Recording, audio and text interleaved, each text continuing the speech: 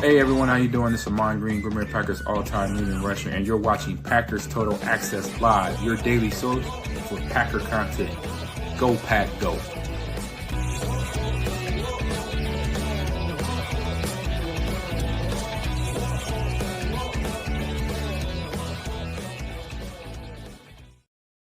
What's up, guys? Welcome into PTA. My name is Clayton. You can check us out on Packernet.com. Find me on Twitter at Packers_access.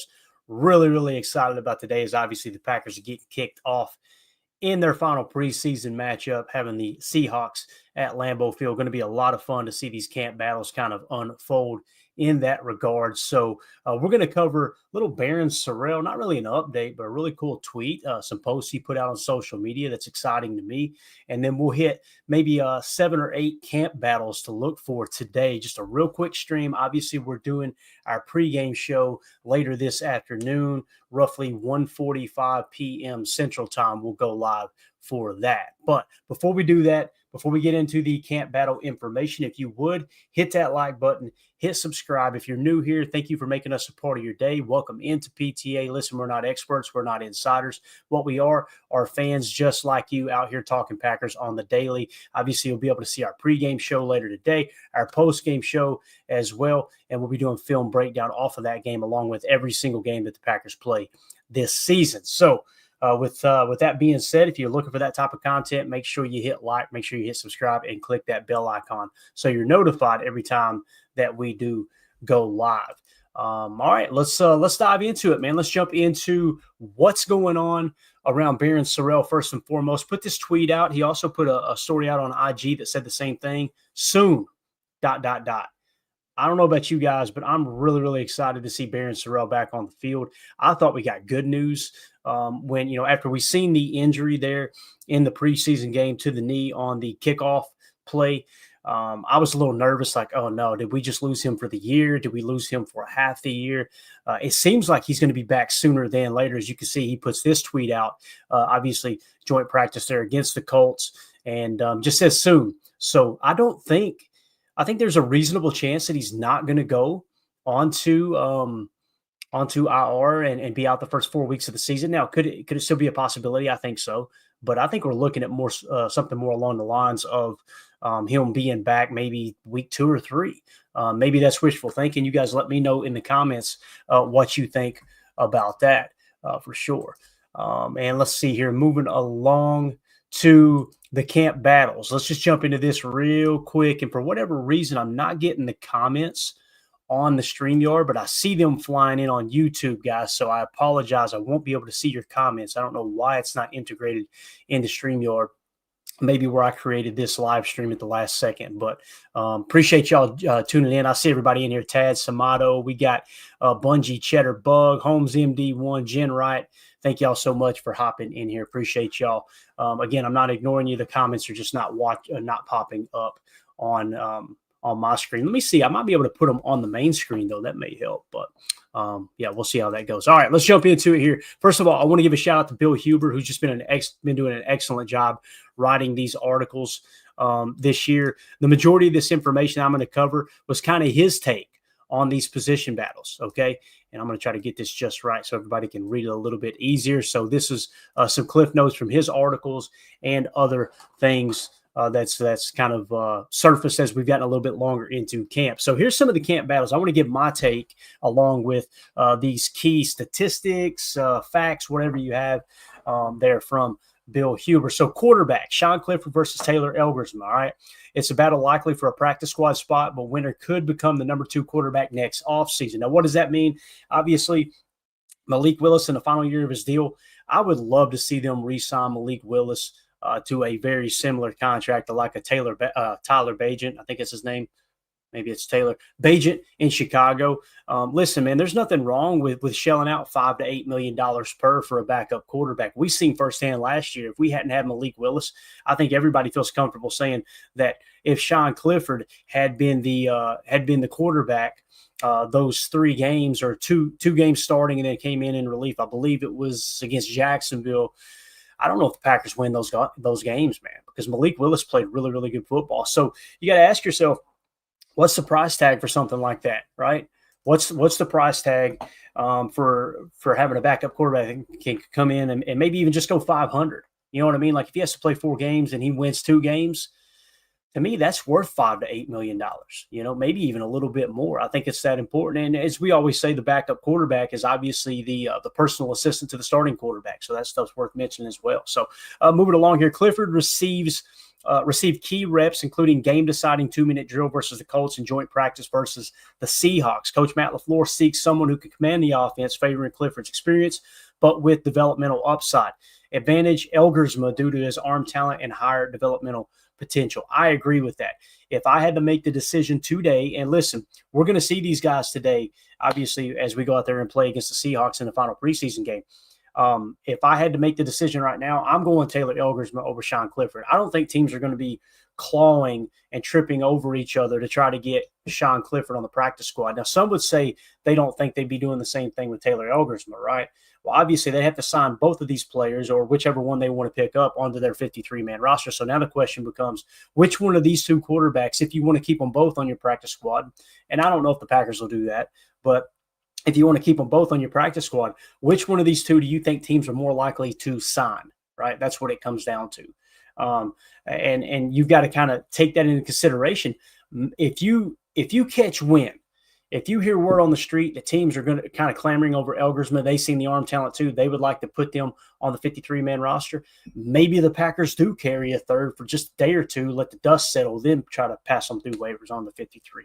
We've seen that happen in the past, not specifically with the quarterback position, but other spots. You could tell the Packers are kind of jockeying to do that. So something to keep an eye on. I would choose Elgersma over Clifford. Moving on to running back, long shot for a 4th running back spot. Assumes Marshawn Lloyd, and this was, I think, Bill Huber that assumed this, assumed Marshawn Lloyd would be placed on injured reserve, leaving Josh Jacobs, Emmanuel Wilson, and Chris Brooks as the top 3. I completely agree with those top 3 right there. Candidates, Izzy Abanikanda, right? Strong rushing versus the Colts, special teams contributions as well. They love him on kickoff return. And Amar Johnson, who's explosive. He had 2 15-plus yard carries in the preseason. So he had 2 different explosive runs in the preseason. You guys seen the long touchdown run against the Colts there. So for me in this decision here, I'm personally going with Amar Johnson over Izzy Abanikanda. It doesn't mean they both won't make it to the practice squad, but me personally, if I had to choose between the 2, I'm going with Amar Johnson. I think Amar Johnson has shown he's a more pure runner, right? Now, they haven't used him much on special teams, if at all. So your value goes down a little bit there. And I kind of felt like they were trying to give Abanikanda as much of an opportunity as possible on kickoff returns to kind of justify his spot on the roster. So for me personally, I like Amar Johnson a lot better. Had a lot of success at the college level, albeit he was at South Dakota State, much smaller school. We said the same thing about Tucker Kraft, and boy, oh boy, has that worked out, right? We said the same thing about Christian Watson, and when he's healthy, he's one of the most dynamic wide receivers in the league. So I would go Amar Johnson in that specific position battle. Up next, receiver, Malik Heath versus Mecole Hardman. All right, key comparison, health, physicality in the run game. Obviously, we call him Cooler for a reason on here. He'll block a guy to the cooler. We got the tape to back it up. Love his physicality in the run game and blocking, obviously. In receiving versus Hardman's return history and speed. So with Hardman, you got special teams value, much like Abanikanda, like we had mentioned there, right? And he's got world-class speed. So you got a guy that's a speed threat, smaller in stature, and a return guy versus someone who's physical in run blocking and also better receiver, I think, at catching the ball than Hardman. It does kind of feel like that when it comes to Malik Heath. If I had to choose between those 2 today, it's tough. I'm going to kind of cop out here. I honestly think and I don't know, I'd have to look at the depth chart. We're going to waste way too much time doing this, but I don't care. It's going to drive me crazy if I don't look at this. So let's say, obviously, Christian Watson going on the IR pup, whatever you want to call it, right? So you got Romeo Dobbs, Matthew Golden, Jaden Reed, Savion Williams. If Savion doesn't go on IR to start the season, there's 4. Dontavion Wicks is 5. So there's your 5, in my opinion. I would much rather try to put Malik Heath and Mecole Hardman on the practice squad if those 5 are healthy. If Savion Williams is not healthy and you can't plan on him playing week 1, then I would probably have to go the route between Malik Heath and Mecole Hardman. I would probably go Mecole Hardman, and I think Malik Heath would make it to the practice squad before McCole Hardman would. We had injuries going on through the preseason, this, that, and the other thing. Listen, players or teams love speed. I think it's more likely that Hardman gets picked up off waivers than obviously our boy Malik Heath. So I would lean toward McCole Hardman and be ready to activate Malik Heath on game day, because I don't think teams will have as much interest in him as maybe McCole Hardman. Moving on to offensive line. This one's really interesting to me. Kadeem Telford versus Donovan Jennings. Top 7 O-line are set. Jacob Monk is likely number 8 if he's healthy. Team usually keeps 9 to 10. There's where I'm going to push back just a touch. Guys, I kind of feel like Jacob Monk is a prime candidate to go to the practice squad. He has shown nothing. And I don't mean to be overly negative there. And listen, Jacob Monk is a way better athlete than I'd ever dream of being, right? There's no way I can do what he does. Please don't take this as, I'm trying to downplay Jacob Monk's, play ability, his natural ability to block and play offensive line at the NFL. I'm not trying to tear him down. I'm just simply saying, when you look at everything that's happened across the board, I don't think he's done enough to warrant or to justify having a spot on the top 53. That's just me personally. I want to know everybody in the comments. Let me know if you disagree with that take or not, because I just haven't really seen it. So let's go with what Bill Huber said there. Jacob Monk likely number 8 if healthy. Team usually keeps 9 to 10. Telford, versatile. He's a tackle and a guard. Jennings, versatile. He's a guard learning center. Neither has stood out. Notable, Jennings playing right guard with the number 1 line during the 2-minute drill versus the Seahawks amid injuries, and advantage goes to Jennings for that very reason. I kind of feel like I would lean toward Telford if I had to choose between those two offensive linemen. I want to say Telford had a pretty good PFF grade the other day. I don't think Jennings has shown much personally. I know if you go back and watch preseason week 1, he got his butt kicked in the trenches. So I kind of feel like I would lean toward Telford than Jennings. And in terms of him being able to try to learn center, his snaps have been rough. So if it ever comes down to, man, we got to play Donovan Jennings at center, we got some big problems, right? And obviously when you look at the center position, not to spend too much time on that, when you look at the center position, it's going to be Elton Jenkins 1, Sean Ryan 2, probably Jacob Monk 3.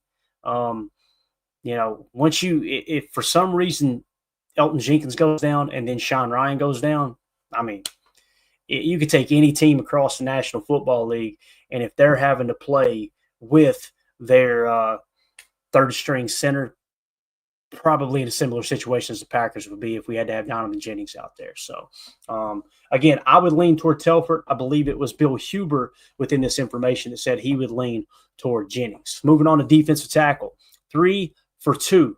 All right. Kobe Wooden, Warren Brinson, Nazir Stackhouse. So the locks at defensive tackle are Kenny Clark, Devontae White, and Carl Brooks. I would agree with that too. Wooden, strong second half of camp, first team reps, brings experience, right? And that experience is a huge, huge deal to Jeff Hafley. I guarantee you it is. Brinson leads the team in preseason pressures. Packers favor draft picks, right? Stackhouse, strong camp, adds beef for the run defense. Advantage, none.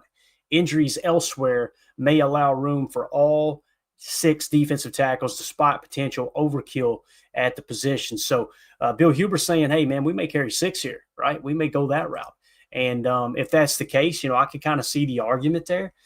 For me personally, I think that if you have to choose between one of the 3, okay, now obviously he's saying there's 2 spots here, pick 2 of the 3. Number 1 on this list for me would be Warren Brinson, hands down. And I know Stackhouse came out strong in camp and everybody was really excited about him, and I can understand why. But the reality is he went undrafted. Warren Brinson, there's a reason that we drafted him. I'm trying to remember. We took him, in the 6th round, pick 198. Probably took him in the 6th round because you were worried someone was going to nab him in the 7th round. Because by the time you get to the 6th round, guys, you've probably got a block of players that you're looking at in the same tier in terms of draft grade that I guarantee you it wasn't like this guy sticks out above all the rest as much as it was, all right, this guy's probably not going to make it to a UDFA, so let's go ahead and snatch him up. You end up getting both guys by obviously signing Stackhouse as a UDFA. I think there's a better chance Stackhouse fits on the practice squad or makes it to the practice squad as opposed to Warren Brinson probably going to get nabbed up. Same thing with Kobe Wooden, but I got to be honest, guys, I'm not as strong on Wooden, but if I were to say, let's predict this, I think it's going to be Wooden and Brinson on the 53, Stackhouse going to the practice squad, okay, if he doesn't get poached. That's me personally. If it was my decision to make, being 100% honest, I would go Brinson and Stackhouse and try to pass Wooden onto the practice squad. Because when preseason matters, camp matters, don't get me wrong. But when you go back to last season and you look at exactly how this has played out, right? What would you grade Kobe Wooden's play on the field the last season in the NFL in the regular season?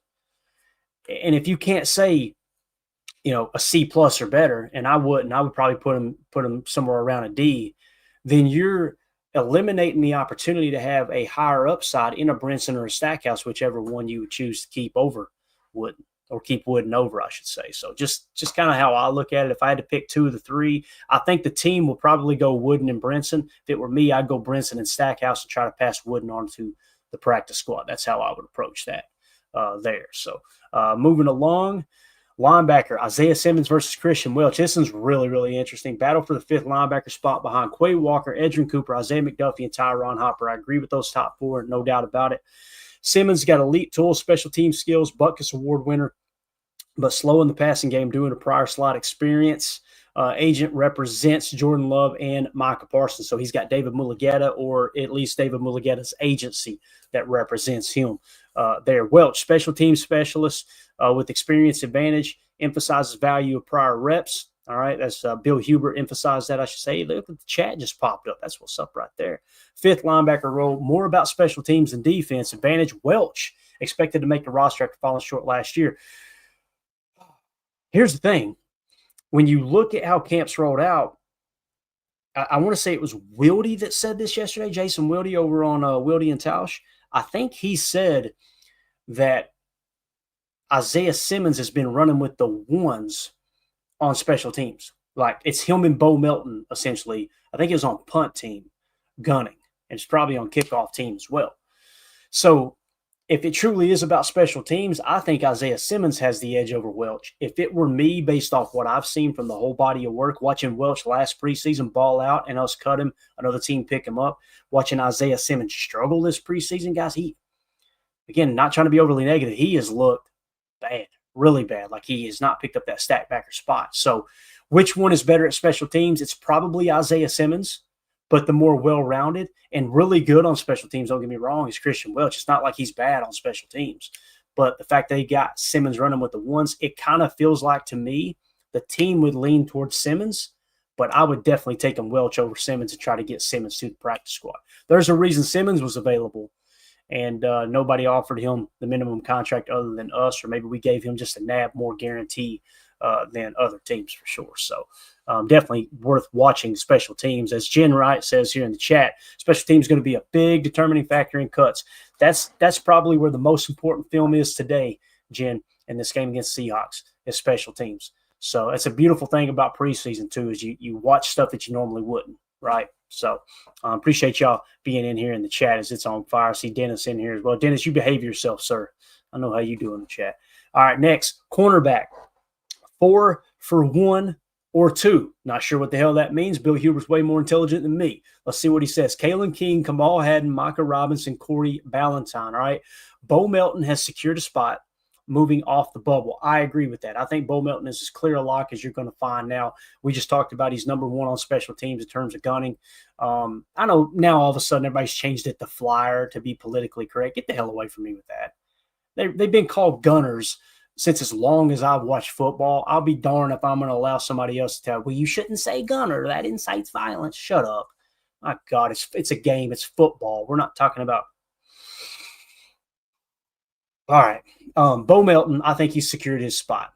King, 7th round pick last year, improved after developmental year, first team reps and slot in the 2-minute drill versus the Seahawks. I heard somebody say the other day they felt like he was a lock. So it's kind of like Bo Melton is really secure, and now Kalen King has kind of slipped up into that spot where it's like, yeah, I think he's making the roster as well. Keep that in mind. Haddon, 6th round by the Chiefs last year, missed camp with a hip injury. Poor versus the Colts, but strong versus the Seahawks. A little bit of inconsistency there, obviously. Ballantyne, 2023 unsung hero, provides experience on defense/special teams. Robinson, 7th round this year, long shot, but could impress in the game. And then, of course, the advantage they're saying it goes to Kalen King, showing dividends from development per coordinator Derek Ansley, obviously the assistant coach, their passing game coordinator, I believe it is, in Derek Ansley. So, yeah, to me, Bo Melton and Kalen King are making this roster. It depends on how many you're going to carry. You're going to carry 5, you're going to carry 6, right? Let's look at the defensive depth chart here real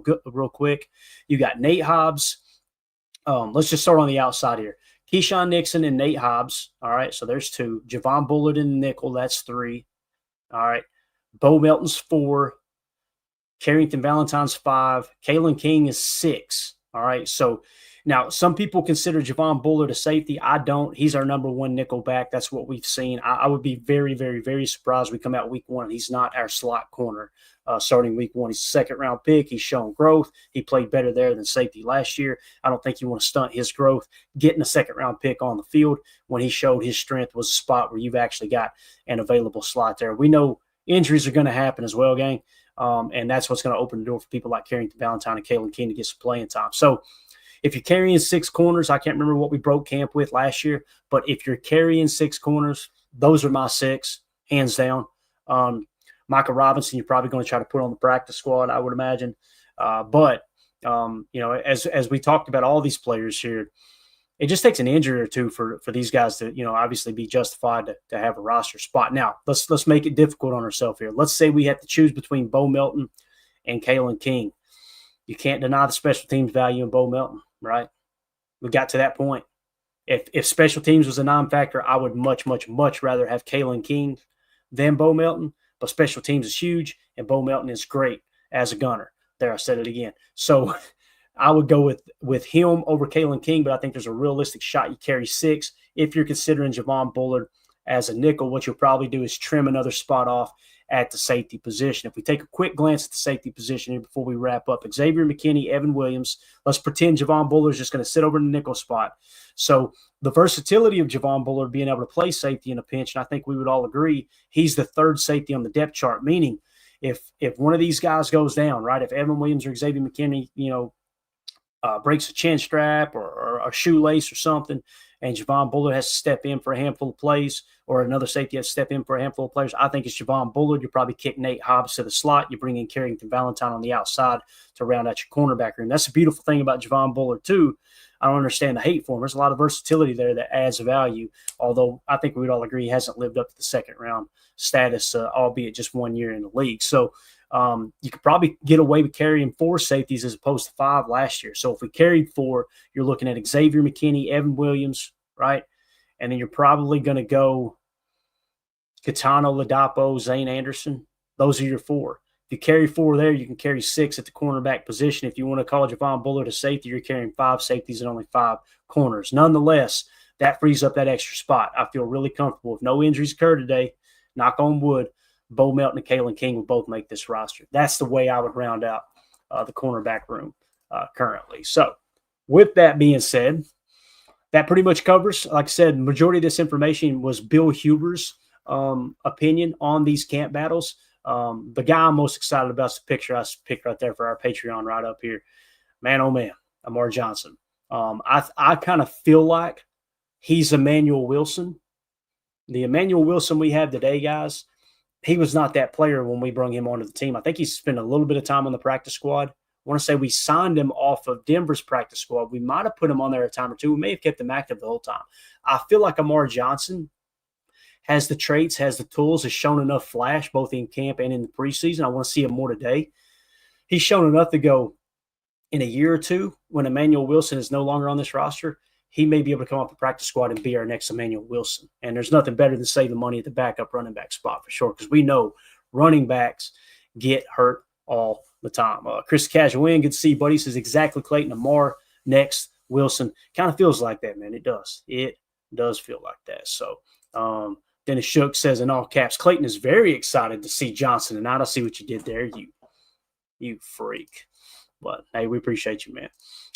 Mountain Man Pack, been a member for 11 months. Good morning, Posse. Go, Pack, go. Good to see you in here, bud. Listen, appreciate everybody jumping in, man. It's a huge crowd. Didn't expect this just on a random live stream here on game day. We're going to be back live at – got to get the time right here. 1:45 p.m. Central Time today for the pregame show. Guys, we'll be taking you all the way up to kickoff. We'll show you live Twitter action of what's going on inside Lambeau Field, who's active, who's inactive. Are we really playing the starters? How many of the starters are we playing? It's going to be a really, really good time. We'll have some boots on the ground in Lambeau.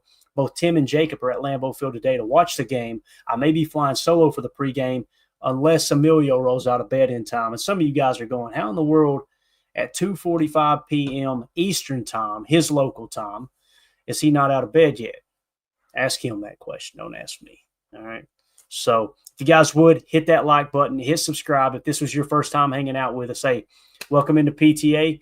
Feel free to jump in. The water is fine. Make sure you subscribe to the channel and make sure that you click that bell icon so you're notified every time we go live here on PTA. We'll see y'all at 1:45 Central. I'm going to go out here and clear about 2 acres of land, doing a little weed eating, a little redneck therapy, get back in here, grab a shower, and it's game day, baby. Really excited about it. Appreciate everybody. Y'all have a wonderful day.